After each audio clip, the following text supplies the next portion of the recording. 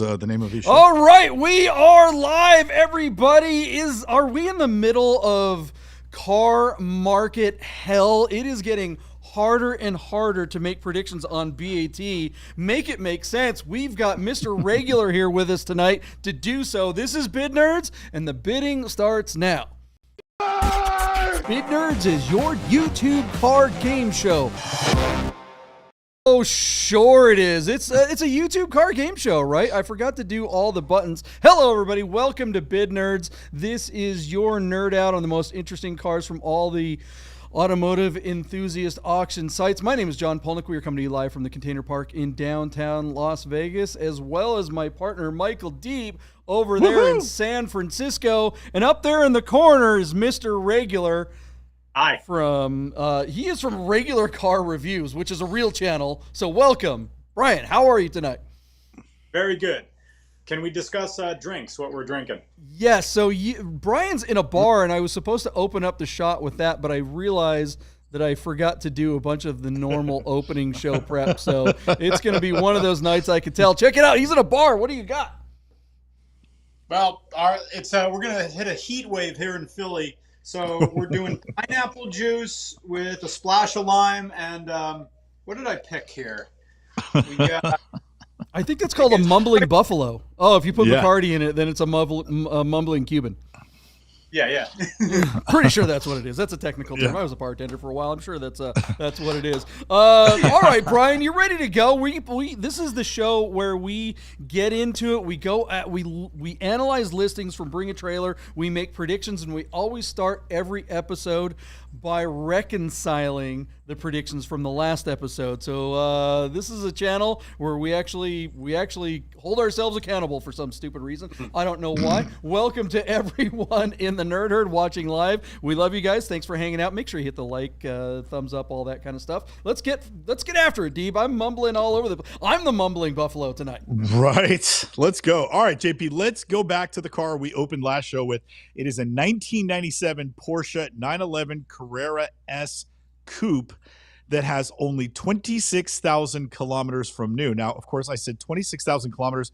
This car was not a North American example. This car was imported at some point.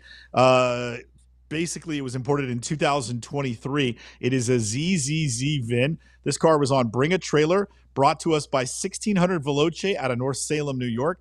The big news here, JP, super low mileage on the car, a stunning blue turquoise paint job, a take it or leave it midnight blue leather upholstery that does not somehow go well with this lighter blue exterior. But we know, JP, that the nerdiest of the nerdist in the PCA love these rare colorways. But the big news, JP, is actually the gearbox. This C2S with low miles and a rare shade is straddled and held back by just a 4-speed Tiptronic transmission. JP, this car... Yeah, exactly. We saw that this car had previously run, I think it was earlier this year at one of the live auctions, and it hammered, or it was the total after hammer was $246,000 or $248,000. This car has come back to market and is now running on Bring a Trailer. My opinion, JP, is that this car is running too soon after its stellar result and has no chance to get back to that number. When we talk to our friends at Classic.com, they tell us that the average selling price of a 993 Carrera S with the 4-speed automatic transmission is just $106,000. JP, I still thought this car would have a chance to get to 200, but not all the way up to the $248,000 it had hammered for earlier this year. You took the under. Your bid, $193,993, and we had Rob in studio. Rob's from JP. Do you remember? Speed Rob Speed. Sorry. Rob Speed. Rob Speed. His bid was $160,000. And Anthony Vieira from Our Smiths in Boise, Idaho, he happened to be in Las Vegas. He joined you in studio. His bid above all of us at $210. So a massive spread, Brian, to throw you to the fire. Again, this car ran and brought a basically record number, but now somebody has decided to try and sell it on BAT so soon after it just made that high watermark. Seriously, it has no chance to get back to that number. But what do you think this car with an automatic would hammer for on BAT just a couple days ago. When was the previous sale? What year? It was this year. It was like in March or January of this year. Really? Yeah. With a number like that, I thought this would be like right after like the pandemic craziness. I know. Isn't that bananas? Yeah, it was a wild number. Yeah. Shoot. Who's gonna buy this? Is this vehicle not a driver's car? Is this someplace that someone's just gonna park money for a while? Because it's not a manual. It's not a driver's version. I love that. I need to know more about Porsches. I like it, but oh, you came to the right place. We are Porsche nerds through and through. The 993 is arguably the best 911 of all time, especially in a wide body configuration like this one, a C2S. This is arguably the pinnacle of human achievement, ruined by a transmission with only 2 pedals. This is the Tiptronic is not a good transmission. There's a good argument to be made for the current PDK in the modern cars, but you cannot make that argument for these Tiptronics. Shifting one of these is like when you go to shift a Tiptronic, you may as well write a letter to Stuttgart telling them that you're planning on shifting, and they will go ahead and write a letter, put a stamp on it, and send it back to you, and make the transmission actually make that shift happen. It is such a slow and awful process that everybody hates these things. So it really, really is sad, and unfortunately, it's terribly expensive and next to impossible to do manual swaps. Or at least it's very costly. So Brian, just so you know, this car ran on March 7th with Gooding at Amelia Island and hammered for $246,000. There, okay, it's Amelia Island. That explains a few things. Yep. Educate me. So give us a number. Just give us a number. Yeah. Just take a shot. Fine. 179. 179, not bad. Our car hammered for $151,000 where it failed to sell on just 14 bids. So Rob was closest at 160. But again, JP, we see this time and time again. Once a car, especially a car that is rare and has a high mark, you have to sit on that car for 2 years to try and get anywhere close to a retail number for that car. You buy it, you pay way too much for it. Everybody knows that. And then, 90 days later, you're like, I want out of this car. Nobody's giving your money back. So again, I thought maybe a retail number, a retail bid for this car would be close to 200, but the audience on BAT, the largest auction platform in the world, JP, they got off it at $151,000. Yeah. I'm really not surprised by that number at all. To me, this car is a little bit burnt. Like the only chance you have of retailing this car is a private sale. What do you think? Yeah, I mean, you're my boy, Blue. This car, the next time this car is going to be worth $200,000+ is when inflation doubles. I mean, this guy is screwed. This car, I know it's a cool color, or at least a PCA considers it a cool color, and they pay extra money for cool colors. But that transmission just kills it. What do you think of that result, Rob? I'm sorry, Brian. Brian. Yeah, I still have the Rob on the thing. Is this the final 911 that's air cooled? It is. Okay. All right. Yeah. So that makes the original number. Well, I mean, if this were a manual car, that number absolutely makes sense. We see the wide body 993 air cooled 911 selling for $200,000+. That is a normal number for that car. And we're seeing the turbos, which basically look the same as this but have a lot more performance, breaking $300,000 on the regular. But the Tiptronics typically get half of what the manual cars get. But we're going to move on from this car and move on to the next one. Let us know what you guys think of the results of this beautiful but maligned Tiptronic 993. What's the next car on the list, Michael D? All right, Mr. Regular, we are going to push the envelope on what you consider normal decorum for a car. Feast your eyes on this Audi wagon. This is a 2025 Audi RS6 Avant, a performance GT model. This is number 367 of the 660 GT models that Audi produced for the globe. Only 85 of these cars were actually allocated to be homologated for the United States market. This car has just 16 miles from new, and it's basically for sale by the Audi dealership in Calabasas, California. The car comes to bring a trailer. Okay. Yeah, this car comes to bring a trailer with only 2 previous sales for these cars. So while this car has an MSRP of $201,500, we've seen 2 of these sell in about the $260,000 range. I thought this car, with the audience and the Audi fanboys that are out there, that this car would have a chance to get back into that realm. My bid, $250,000 even. JP took the under by about 20 grand, coming in at $230,000. Rob joined us on the show. Rob gave us a bid of 255 grand, and Anthony Vieira was down there by JP. He was at $235,000. So, Mr. Regular, this is a very special Audi. It was 200 grand. The dealership is trying to see how much over sticker they can get for the car. What do you think it would have hammered for on Bring a Trailer with these pretty piss poor photographs of the car?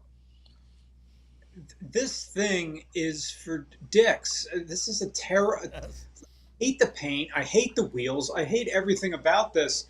This is a vehicle.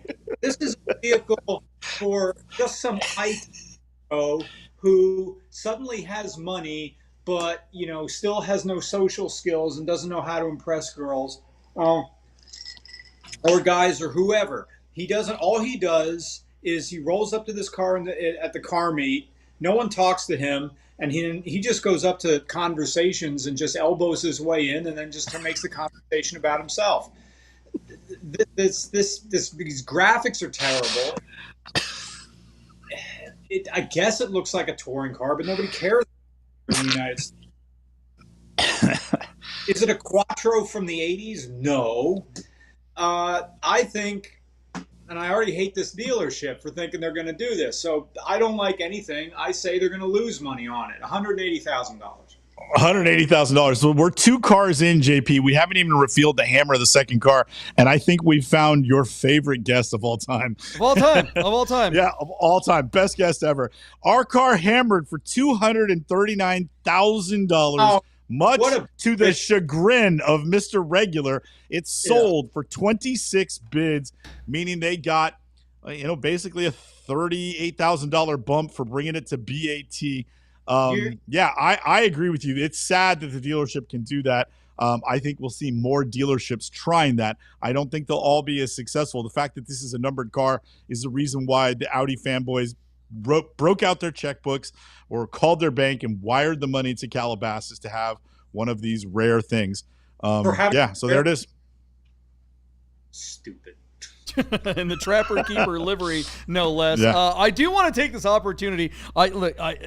I'm not a fan of this particular car. It does look really cool in real life because I saw one over at Audi Henderson, who happens to be my client. So we love those guys. And this is a good opportunity to make an announcement. This is the first time it's going to be public, but Audi Henderson and Lamborghini Las Vegas are now the title sponsors. They will be bringing us Vegas Auto Fest this year on September 13th. So they shout out to our friends over there. We're really excited to have them on board as the title sponsors for the biggest car show and greatest car show of Las Vegas, Vegas Auto Fest. The drivers are coming. All right, what do you guys think of the results of this stupid wagon? Let us know in the comments. And let's move on to the next car. What do we got, Deep?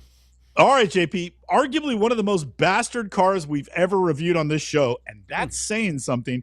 Check out this 1969 Jeep Jeepster Commando Roadster, and it gets worse from there. It's got a Jaguar, a contemporary 4.2-liter Jaguar inline-6, straddled by a 3-speed automatic transmission. This is, I think I said on the last episode, JP, this is like decaf espresso. Why did they even bother? Are those 911 seats? Don't they almost look like SC seats? Yeah, I think they're Miata seats, but they do. Really funny. At a glance, especially with the red shoulder belt, it almost looks like a Porsche seat. JP, this makes me want to buy a thing that I think would be like a real Volkswagen thing that would be a fun car to have. But this car kind of angers my sensibilities. I am digging the Bonneville Sop Flat what do you call it? The hubcaps, and the stance of this thing also says, high speed runs. But there you go, running no reserve, JP. Our friends at classic.com tell us that Jeep Commandos typically sell for about $3,500 in the secondary market. I wondered aloud if this car would even get to $7,000. JP, you took the under at $4,500. Rob gave us a bid of just $1,900, and Anthony Vieira was at $3,500. So, and Anthony got a Yahtzee. Our car. Sorry, I didn't even get a bid from you. My bad. Sorry, Mr. Regular. What do you think this car would have hammered for? You what just did you told think him. it was going to go? What do you mean? I know, but what do you think? What were you thinking when you saw these pictures that this thing was worth? Give us your impressions, and then we'll cover the hammer. I think $4,000 is possible, and here's why. Mm-hmm.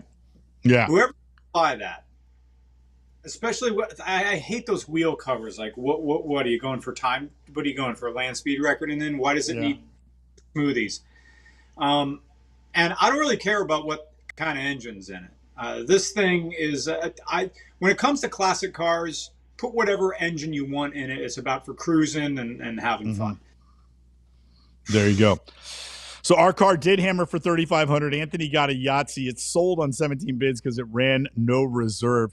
JP, any final remarks on the car that you picked?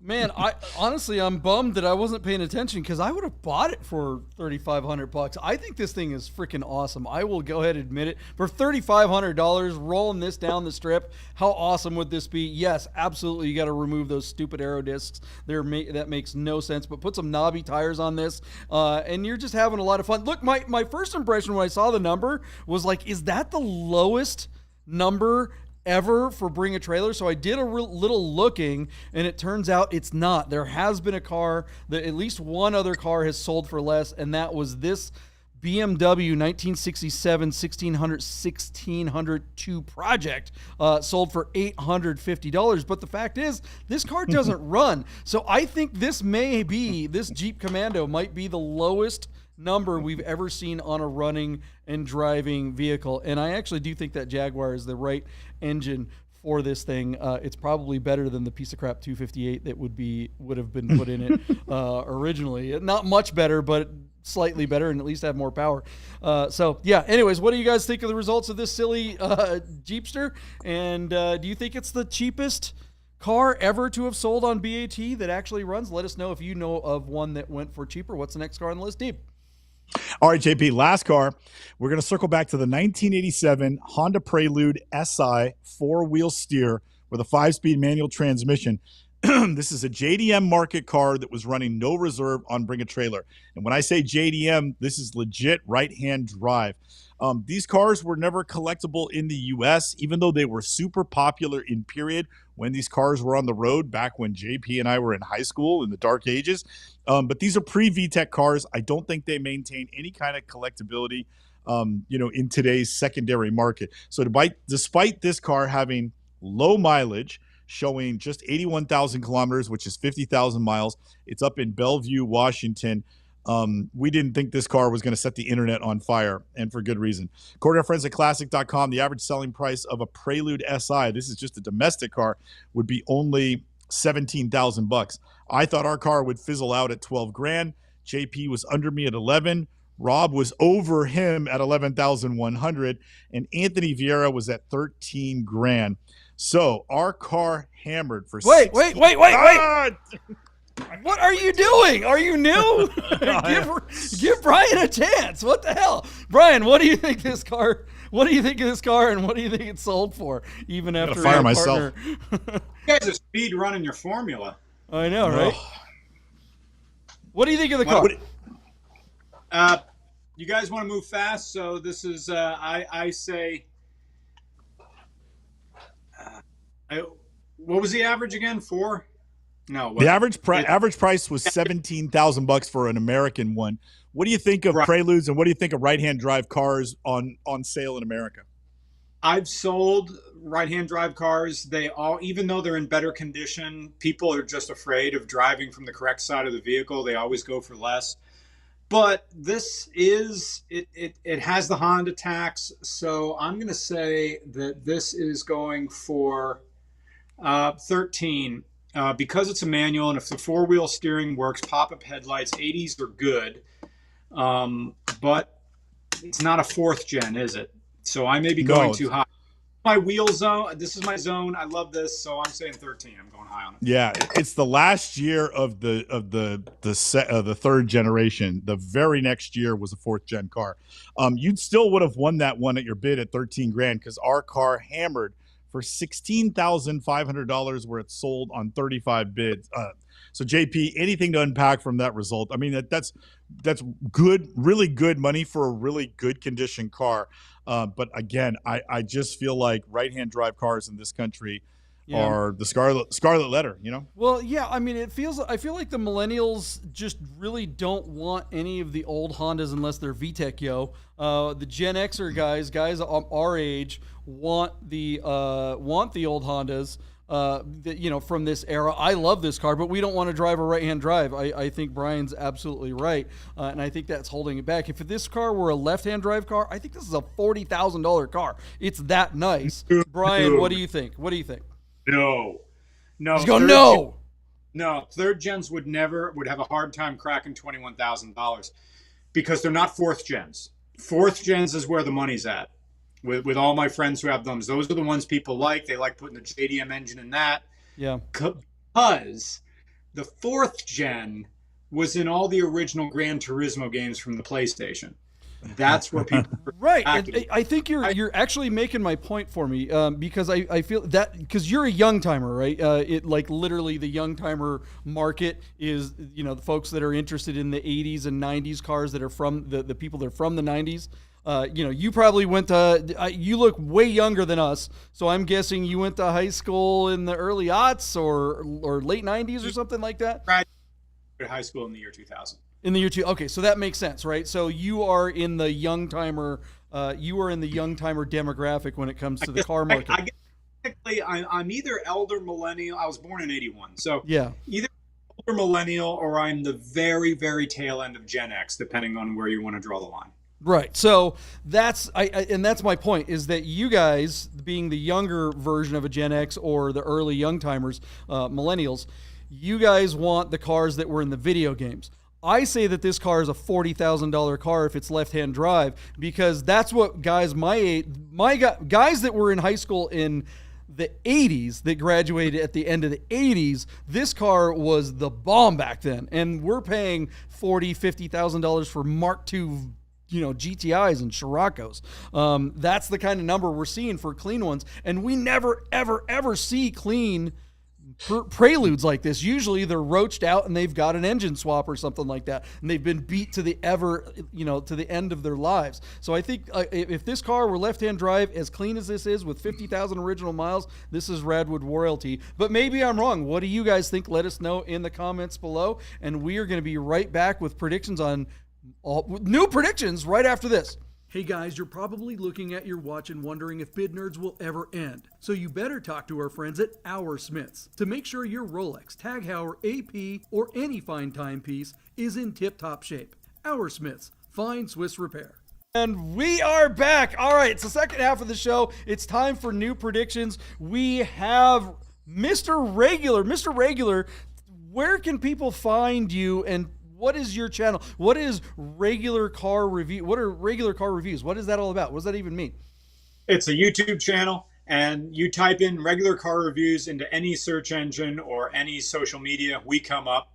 It is a comedic car show where people bring me cars, I make fun of them, but it's sort of weird. I've been doing this for 10 years. I'm almost now an authority on cars. I can humble brag a little bit that people come up to me at car shows and say, I love your show, but I hate that you drove up prices of the Honda Accord Coupe 6MT. Because I said, like, this is one of the unsung enthusiast cars of the world. I love the J Series V6.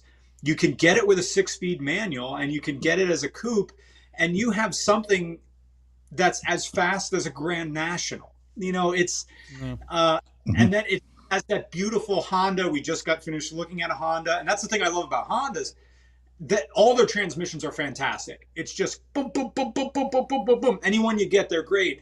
And I said, look, you can't, because we're just talking about Preludes. You can't get a 4th gen Prelude. Don't worry about it. Buy the Honda Accord 6MT with the V6. You're going to love it. And then suddenly now you go to try to find one of those essentially commuter cars. They're all slammed. They all have Bozuka exhaust on. Yeah, that's typical of great cars that get cheap for a while, and then the masses get them, and they don't maintain them. They mod the living hell out of them, and then all of a sudden they get popular again, and everyone has to try to bring it back to original. That's very common in the Porsche world too. All right, well, everybody go out and check out his channel. I'm sure that your being on our channel tonight, Mr. Regular, will lose you at least 500,000 subscribers. So thanks for coming on to ours. We very much appreciate it. I've been trying to drive down my subscriber count. It's go like we can help you with that. Done. To get people unsubscribing. The very first video just started with me belching into the microphone. And then the people who stay are really super cool. And now we have. I just got back. You guys have a formula. I want to stray for it. I could yak for anything about anything for a while, but if you want to get back to cars, we can totally do that. Well, we've got a format, and we're going to go after it, and this is the fun. I actually like this side of the show better because we get to make predictions, and so you really get a lot more opportunity to kind of give your opinions on the cars before we get to the bids. So let's get to the first car. Deeb, what do we got? I'm very curious to see what Mr. Regular thinks of this first one. All right, so let's see. JP, we selected a 1989 Ferrari Testarossa that is running as an alumni listing on Bring a Trailer right now. Our car is located out of Gulfport, Mississippi. It's black on black and has just 24,000 miles. The car, JP, I'm big fan of the Testarossa, especially when it's not in red. This car in white and particularly in black, JP, just looks so savage. I know this car doesn't drive as fast or as quick or as sporty as it looks, but I mean, my God, is there a more bodacious or wild car to drive around on the street? And that's coming from a guy who's only ever really driven one once. And it wasn't that it was that spectacular, but just the car's looks are amazing. Lucas, our bid turn, wanted to make sure, JP, that you watched a couple of minutes of the driving video. He said that it was going to be great fodder for a JP rant. I just clicked onto it for a minute. Basically, our hero driver drives the car with his left hand and does not remove his right hand from the shifter. So, JP, I'll let you take it away from there. This is an alumni listing on BaT. Our car ran previously in May of 2023, and at that time, the car showed also 24,000 miles. It was listed by 911R out of Scottsdale, Arizona, and it hammered at that time for $133,000. Our car is at $132,000 and still has a day to go. So, JP, this will be a fun one. Testarossas have been hot in this soft market. The good ones are bringing good money. Sometimes it's hard to tell, JP, if that's just inflation bringing the floor up on all cars. But Testarossa values can be all over the board because ones without records, one that don't have current service, ones with any kind of marks on the Carfax, those can be really tough to sell. But the nice, clean examples, I feel like have started to bring more collector money and are slightly more sought after. This one looks, by all accounts, to be a very nice example. JP, what do you think? Yeah, I mean, this guy leaving his hand on the shifter knob is so lame. Brian, what do you think of guys that do this? Tell me that this is the worst human being ever. Oh, there he took it off. But yeah, that is just showing everybody that he's in a manual transmission car. Great, slow clap. It has one. Good. Are you in traffic right now? No. You're in Scottsdale, Arizona. You're surrounded by a bunch of other people. They're all 53 years old. They have white goatees, and they sit around Scottsdale pretending they're not rednecks. That's one of those, like, riched up is like, we don't have cashed up bogans in the United States, but that's what Scottsdale is. Some of those insufferable people I've ever ran across in my life. They get a whole bunch of money, and then they pretend that Scottsdale is like the Hudson River Valley, and it ain't. It's not New York City, and the Southwest will never will be. This thing's in black. I don't like this because it's timeless. I want a Testarossa to look like it's from the 80s. That's the great thing about black. It always looks good, but it's sort of letterbox as a car, right? Mm-hmm. It's a black always looks good. It never looks out of place. But I don't think that's the point of a Testarossa. I like this. In fact, I think Matt Farah had a Testarossa, and it might have been in black. Now, this is probably a very nice car because not everybody's going to bug you about driving it. I was fortunate enough to hang out with Doug DeMuro, and we drove his Ferrari F430, the Modena, the Modena, around Philly. And people were looking at us. And of course, they're not car people. They don't know that there's nothing really special about an F430. It's just this thing's awesome. But I don't think. Well, let's get to numbers. Deeb, what do you think it's going to bring? Chris Carbine thinks it's going to be 146,000. Randy B's at 145. Brian, we'll give you the last word. Deeb, what do you think? Our friends at Classic.com tell us that this generation of the Testarossa are typically $149,000 in the secondary market. Again, this car sold 2 years ago for $133,000. It's at $132,000 now and has a day to go. JP, I think the low miles and the black paint and decent assets, I think this car has a chance to go above Classic's average. My bid is going to be $168,000 in Hammer. Where are you at? Yeah, it's tough to argue with that. Looking at these photos here from 911R, boy, they presented this car oh my God, these pictures are just amazing. But at it's already at 130. It's already basically what it's sold for. I'm really curious to see what Brian thinks. I'm going to say 160 and hand it to Brian. What do you think? Lower, 151. 151? 151. Hear my dinner burning. You're burning your house. We've never had a guest burn their house down. That would be a first. So, all right, there it is. Yeah, this is look, it's a beautiful car, but you got to bring it to market right. And when you're following up someone like 911R, geez, guys, I mean, come on, do your job. Hire someone like the Bid Nerds to take some pictures and make the car look good. This is just sad. I think that these cars should be worth a lot more, don't you, Deeb? I mean, Countages are going for $500,000 or more. You know, and this car is just as iconic, if not more, and it's a much more usable car. Wouldn't you agree?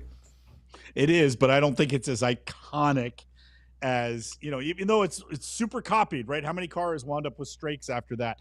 Mm-hmm. I don't think it's as copied. Pininfarina definitely did a groundbreaking design, but man, the Countach, is that just like one of the great designs of the last century?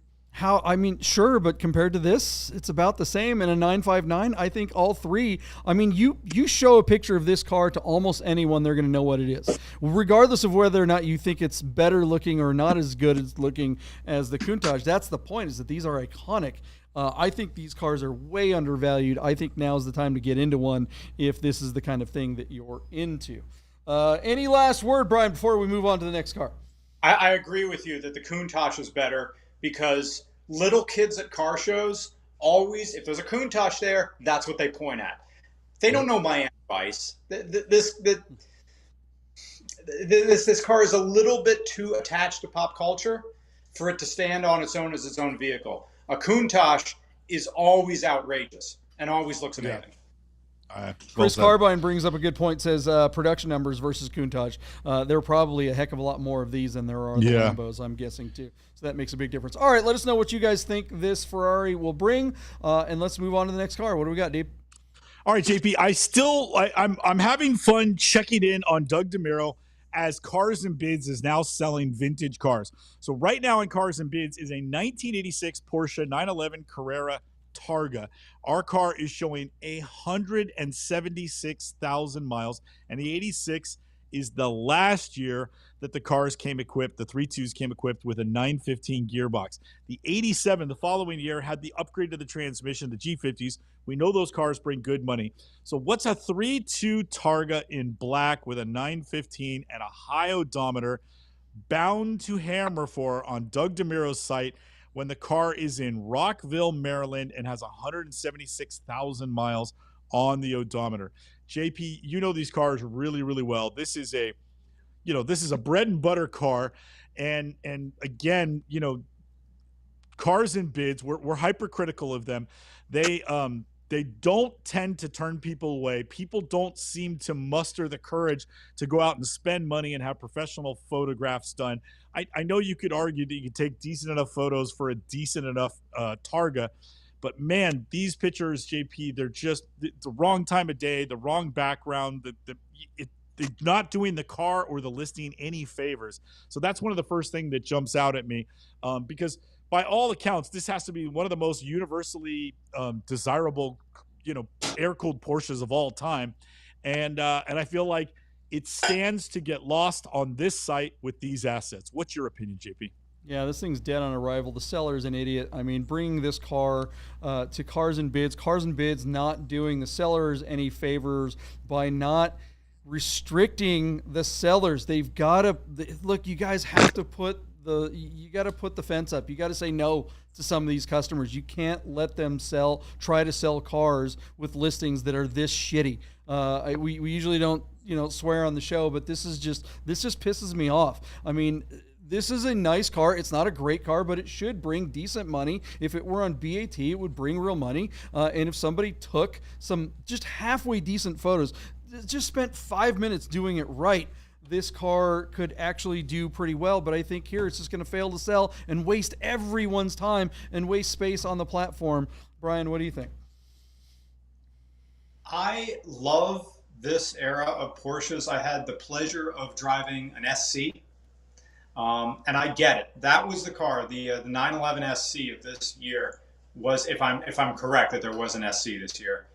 SC is the previous generation, but they look identical. It's almost the SC is a 3-liter. This is a 3.2. Same transmission. It's pretty much the same car. But that's the one that I drove it, and I'm like, oh, okay, I get it. I get the vintage Porsche thing after driving it. I could give my opinions about Cars and Bids. That is my preferred site that I sell on. But again, I don't have collector cars like this. I just have like JDM stuff. So go ahead. Yeah, without hiring a professional photographer, you are limiting the bigger buyers because they expect a few things.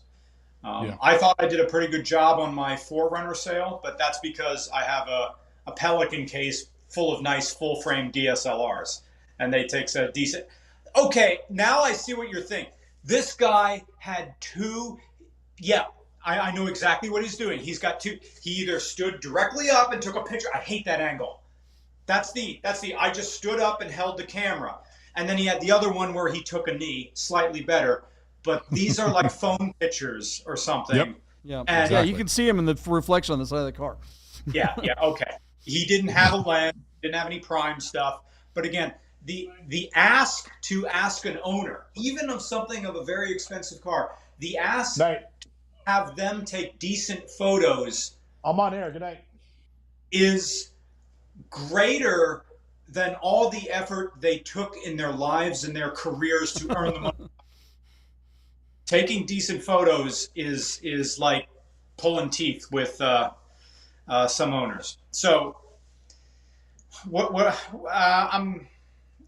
the bidding at now? You don't have to give us a number yet. We'll give you the last word on the number. Give you the benefit of hearing mine and Deeb's first. Deeb, what do you think this car will bring? All right, JP. According to our friends at Classic.com, the average selling price of a 915 boxed 911 Targa is $58,000.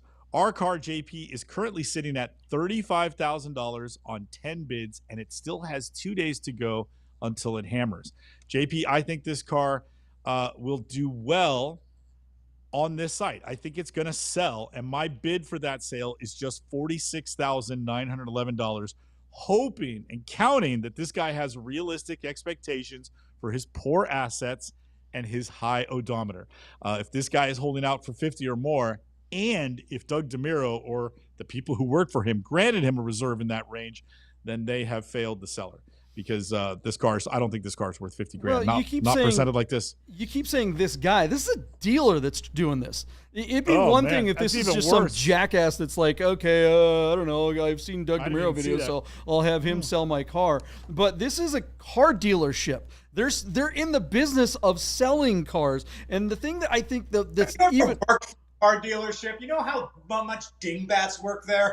Exactly. Well, I mean, if you're trying to sell something like this, it's like not only that, they're charging $195 dock fee, for the privilege of buying the car from these cheese dicks that don't even know how to take a picture. And someone called them out on it, and they said, let's hear what they say. They said, we charge a document fee to cover the cost of completing processing and in some cases shipping and any related or necessary documents or materials. Every buyer has their own set of needs after purchase, and such a fee helps cover our ability to fulfill them. So he had ChatGPT answer that question. But I mean, do they charge a Kentucky Fried Chicken fee for, we had to buy lunch for the crew? Do they charge a Verizon fee for the Verizon telephone that they use to take these shitty ass pictures?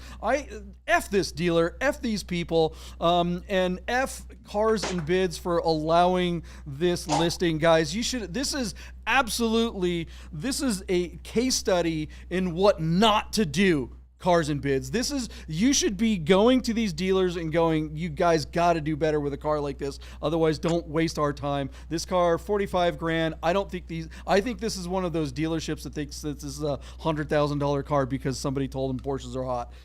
So it's not going to sell at 45. All right, Brian, what do you think this car will sell for? What's your number, JP? 45? My bid's 45. I'll go 45,911 and hand it off to Brian. What do you think?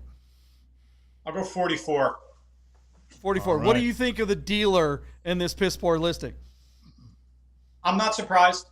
I mean, my buddy works for, I won't say the name of the dealership in Philadelphia, but he works for a dealership and told me stories that the sales manager called him one night. Called my buddy who's like head of the parts department, says, you need to pick me up. I'm in a ditch. The sales manager just got blitzkrieged one night and then called the parts manager to come get him, because he drove his car like he drove one of the dealer cars. He takes the dealer. Yeah. Drove dirty. That is very common. Yes. Because, he's on a manic phase right now. So yeah, there is no way. You have to try so hard to get fired from a car dealership, no matter what you're doing. Yeah, they can't find anybody to replace it with. What do you think of dealer dock fees? Me? Yeah. They're playing Calvin ball here. They're making up their own rules. And they act like, well, that's because that's our policy. It's like, well, we'll change the policy. Well, no, we can't. It's the policy. It's just written on a stupid piece of paper. What do you mean? You just change it. What do you mean? You don't have to charge me the $200. It immediately says to me, I don't want to do business with these guys. And I have literally walked out of F&I offices when I was that close to purchasing a car. I had already moved all my crap out of my old car into the new car, sitting in the F&I office, ready to sign everything. And they wanted to charge me the $200 dock fee. And I'm like, what is this? Oh, and they gave me the same spiel. I'm like, well, just take it off. And they're like, well, we can't. It's our policy. Well, then it's my policy to leave for a dealership that tries to rip me off for chicken shit $200. So there it is. That's my policy. Moving on. What do you think, Brian? Anything else? Last word. We're moving on. This weapon is no. That's right. Watch my 2 feet. I'm leaving. Bye, Felicia. All right, let's get to the next car. What do you think of the result, or what do you think that Targa will bring? And what's the next car on the list? Dee, what do you got? All right, JP, there is a 1995 BMW 850 CSI with a 6-speed manual that is running as an alumni listing, no reserve on Bring a Trailer right now. Listed by our friends at 1600 Veloce. Just a quick shout out to the people at 1600 Veloce. We may have somebody from 1600 Veloce on as a guest third nerd coming up in July. So that could be really, really fun. This car still has 3 days to go, JP, but they only built about 225 of these for the U.S. market during a 2-year production run. This car only has 60,000 miles on it. Now, JP, back in 2020, which was a bad year for the car business, this car ran and failed to sell on BAT at $81,000. It ran later in January of 2021, where it sold at that time for $92,500. The market, I think, on 850 CSIs, and it's important that they're CSIs, the manual cars, has gone up. These cars are now regularly trading hands for 6 figures. So we wonder if this car, as an alumni listing with a perhaps the most reputable seller on BAT and running no reserve, can get there. JP, I think the big talking point is, although we still have 3 days to go, our car is only sitting at $26,850. So it's got quite a mountain to climb over the next 3 days. JP, what are your impressions of a black CSI with a manual? And do you think, despite the news track that's been really bad over the weekend, the market being soft, do you think a car like this is going to suffer and maybe not reach the heralded 6-figure mark? Yeah, it's going to be tough for him. This car is no reserve. That's pretty ballsy for our friends over at Veloce. But I think they have confidence in their assets, the photos, and the way they presented this car. This is a spectacular car. Brian probably remembers when these things were $20,000. What do you think of this car, Brian? I had the pleasure of driving one of these. Yeah. Not a manual. It was an automatic. But I got into it, and that thing pulls like a freight train. It's worth every penny. The guy who owned it was from Australia, moved to Pennsylvania. He wanted something that he could drive across the country with, and he drives the wheels off of it. And I'm like, you sir, that's awesome. And I respect the seller for having photos like these and going, you said it best, all balls, the balls on this guy. I know what I have, and I will respect the market price. Will it get to $100,000? I'm going to say no. I think the instability in the U.S. economy right now, people are holding on to their money. It's a wait and see thing right now, especially with your non-JDM stuff that holds a place. Someone has to really like this car, and the 850s never existed in popular culture at all. So I have a number in my head right now. All right, Deeb, what do you let's hear. Deeb, what do you think it's going to bring? All right, JP. Classic.com tells us that 850 CSIs are currently $96,000 on average in the secondary market. Our car is sitting at $26,850, but it has 3 days to go until it closes. I mean, JP, if we triple that number, we're still not reaching $100,000. So again, this car's got a long ways to go. I put my initial bid at $88,000, but this car did hammer for $92,000 one point. So I'm going to add $10,000 to my bid. I'm going to go $98,000. And again, I'm on this side of $100,000, and it's not the fault of the seller or the car. I just think it's kind of a rotten time to sell, bit of a gluttonous luxury item right now. Nobody needs an 850 CSI. And so this is just, it's a bad time of year, but it's just a bad week in the news. You know what I'm saying? So $98,000 is my bid to you. JP, where you at? Well, I mean, the news cycle changes every 30 seconds. So there are a lot of people that really love these, and it may not be a huge market, but it is a niche market. That said, I'm with you. I think that the no reserve will help a little bit, but I don't think this thing's going to bring big money. I am really soft on this car, and a big V12 car that's known for high maintenance costs. I'm going to go 75,850. I really think this car is going to fail. I'm sorry, and it's not because I don't like the car. I love the car, and I really love the sellers, and I love everything about this listing, but I just feel like wrong time and place in the universe for this thing. Brian, what do you think it's going to bring? 89. 89. Do you think it sells at that number? Well, it's no reserve. Oh, yeah, good point. Yeah, sorry. I'm optimistic. Yeah. Like you said, it's no reserve, so at 89 it sells, and someone I think would be getting a stellar deal. So there it is. All right, guys, what do you think this 850 will bring? Let us know, and we've got one more car to cover. What do we got? All right, JP. We're going to take a quick peek at a 1987 Alfa Romeo Spider Veloce. Hold on. Before you get really into that, I think Brian's going to I think he's are you doing the dishes, Brian? What are we doing back here? This you're the first guest we've ever had that has been doing, housework while we've been doing the show. This is pretty good. I feel like I need to be cleaning up around the studio. It's 10:30 at night. I want to put some food in me so I can have another drink. It is much later on the East Coast than it is here on the West Coast. All right, let's get to this car. You enjoy your dinner there, Brian. What are you having? the kitchen. I got you on the island. You know, I can hear you. This is working out. All right. What do we got, Deeb? What's this next car? All right, JP, the 87 Alfa Romeo Spider Veloce. This car is on Bring a Trailer and listed out of Columbia, South Carolina. JP, listen to the laundry list of things that have been done to this car. So it had a replacement 2-liter twin cam inline four that was sourced from a later model that was installed in 2022. And then at that same time, they put in a new gearbox and limited slip differential. The car also got new paint in 2022, and in 2024 they put a brand new top on it. So I mean, JP, this car has essentially been restored. The only thing they didn't change was the seats, but that is a lot of money spent on a car that doesn't typically justify it based on its value. I'm not sure what the name of this color is. Let me see if they have it here. It's called, oh, it says Desert Tan. I don't know what the name of the color is, but yeah, repainted in the burgundy metallic. It's definitely an unusual colorway. This is kind of like I think the third generation of the car. These are really fun cars to drive, JP, but they just don't hold a lot of value. If you get one that is in good condition and running well, they typically stay that way if you drive them regularly. What hurts these cars is that they typically go long periods of time without being driven, and when you go to get in them, all the oil is underneath the car and not inside the engine where it belongs.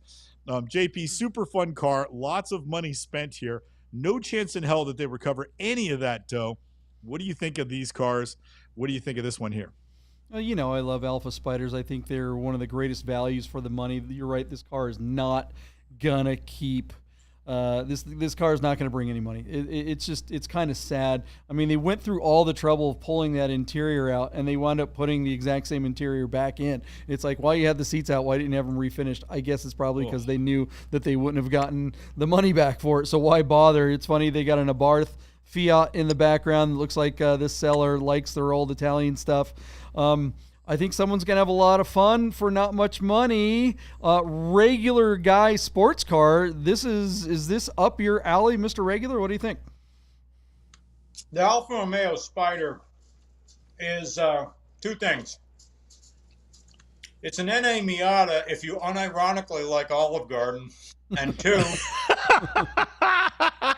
it's for someone who wants to drive an MGB but wants more pain in owning it. So, like, you have to like driving for the sake of driving, because when you park one of these somewhere, no one looks at you.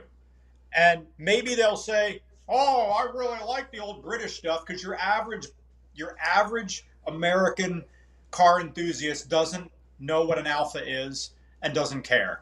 He sees this and maybe he calls it an MGB. You know, that's it. These things, in my opinion, are worth less than NA Miatas, because my people love NA Miatas. I don't think this is even 10 grand. Okay. All right, Deeb, what do you think it's going to bring? All right, according to ForensicClassic.com, this generation of the Alfa Romeo Spider Veloce typically brings $12,000. This car has got a branded title, and despite all the new stuff, I think it's going to struggle also to bring 10 grand. My bid, JP, it's currently sitting at $4,100. I think this car hammers for $8,800. Where are you at? Does it have a reserve, or is this no reserve? It has a reserve for some strange reason. I mean, a reserve, and it has a bad title and bad paint and bad all kinds of stuff. And it's sitting at $4,500. I think it gets another 4,100. I'll give it another $2,000, say $6,100, and I'll give Brian the last word on the number. What do you think? Well, there's no reserve. This thing ain't meeting it. No, it does have a reserve. It has a reserve. What a chode. Chode. I don't think I've heard the word chode since the 90s. That's $20,000 reserve price he's got on that thing or something. Yeah. I mean, I don't think BAT would let the guy have a reserve that high. I mean, I think BAT is fairly conservative, and you know they're probably the best in the business, if anybody, at being of having reasonable reserves. I think Cars and Bids or P-Car Market would let them have pretty much whatever the hell they want, because they want to get any listing they possibly can. But BAT, they're going to be like, nah. But it could be 10. I don't know. What's your number, Brent? You said 8.5. I said 61. You said 61. Okay, then I'm gonna go 71. 71. There you go. Good That's pretty guess. darn good. Yeah. All right. Well, I mean, I will tell you, I've owned a few of these, and I do like them. I agree with you, Brian, that people don't get excited about them or anything like that, but they are a great car to learn to work on cars. And for better or And worse, you'll learn. yeah, you're definitely gonna learn. But this is one of those cars where you realize that sometimes working on cars isn't as bad as you thought. Like, the window stops working, you're like, oh my god, I'm gonna have to pull the door panel off. And there's a window regulator or a button or something like that. And what it turns out is you just got to take the fuse out and clean it and put it back in, and all of a sudden it works. And the switches pop right. Like cleaning, like a can of contact cleaner. Is a must-have in an old Alpha, because anytime something doesn't work, just spray it with contact cleaner, and it might start working again, at least for a little while. All right. Well, look, Brian, you're hanging out on this show. You're having dinner. You're running around. We really appreciate you having us on. I really enjoy your content, and I do kind of feel like you should start a whole other channel that's like all about laundry or something like that, because you're making even that entertaining. Where can we see all your stuff? I know you told us a little bit before, but what's coming up in the future? What is happening in Mr. Regular's life? What's going on? We got a couple minutes, so let's fill it. Yeah. You can find me on Regular Car Reviews on YouTube, Regular Car Reviews on Instagram, and Regular Cars 665 on TikTok. Nice. I've been starting a side project. Are you familiar with the YouTuber Caleb Hammer? No, I'm writing it down. I got a note card. I'm going to write it down. Caleb Hammer. It's just an inspiration. This is more finance YouTubers. Okay. Which is only sort of, well, if you're involved in buying and selling cars, you typically have at least some aptitude for personal finance. I'm putting how much money in, how much am I getting out, how many miles per gallon am I getting, am I fine with taking the loss, that sort of thing. Not my partner Michael Deeb. He treats every car like it's his personal car, like it's his forever car, and he will dump and pour money. Look, if my partner's selling a car, buy it, because he has put an absurd amount of money into it that he didn't have to. Sorry, go ahead. Oh yeah, you want to see me dumping a lot of money in a car no one cares about? You want to go to the garage? Yeah, let's do it. We got time. Yeah. So in my garage, this is a car that. No, we're losing him. Did he? Oh, he's I think the garage might be outside of his Wi-Fi coverage there. Made as a tribute he's to back. one of my. Actually, I may lose you. We lost you for a did. second, but you're I back. think if I go to the garage, I lose the signal. Yeah, You you're do. still there. All right, let's see if the phone can actually make. Go He's into doing the it. garage. He's trying. Still with me? We're still with you. Still with me? Okay, lights on in the garage. Was that a goat? Behind me is a 1963 Ford Galaxy 500 convertible Nice. that has been made to look like the car from a video game called Crazy Taxi. Rad. Yeah, this thing is a convertible taxi cab that I drive to video game conventions and blast the offspring. And I paid $25,000 for this car from a man with a catheter bag on him.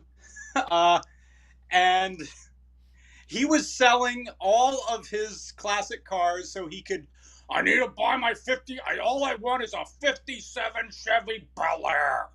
So all of his cars, and the boomer tax on them, those are still sometimes six figures for a 57 Chevy Bel Air, white on red, you know how it is. Have your rockabilly music. So I bought this from him. That was his asking price, and I felt so sorry about paying that. But his wife was in the kitchen cutting crosses out of construction paper for church for Sunday school. And I'm like, I can't talk this guy down. So the car was originally blue, painted blue. I had this wrapped. And then my friend, who also has a channel called Roxy Wheels on YouTube, She just completed the musket ball, the slow cannonball, in a 7 Series, like an 80s 7 Series diesel that had a 64-gallon capacity with 2 Summit Racing fuel tanks in the back. The car had some countermeasures and a bunch. That's going to be on my. So if you want to know what else I'm doing, I'm going up to her house on July 4th weekend and doing a bunch of her. She's a classic Mercedes mechanic, so that's what she does. So underneath the hood, we don't have the good engine. We have the 352, the cheap big block, but we're running Sniper EFI. So that pisses the old guys off that I threw that carburetor right in the trash. I don't care. Give me fuel injection. I want this thing to run. So that's what we got going on. Love it. That's a lot. Chris Carbine is cracking up at home in New Orleans right now. He's like, who is this guy? He's hilarious.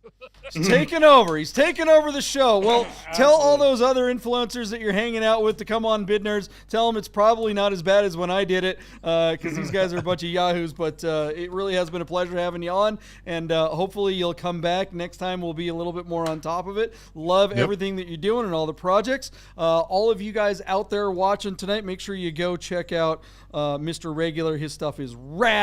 And we're going to call it a night and say thanks. Make sure you hit that thumbs up, like, and notification stuff. Thank you. All right, guys. We'll see you Sunday night. Bye.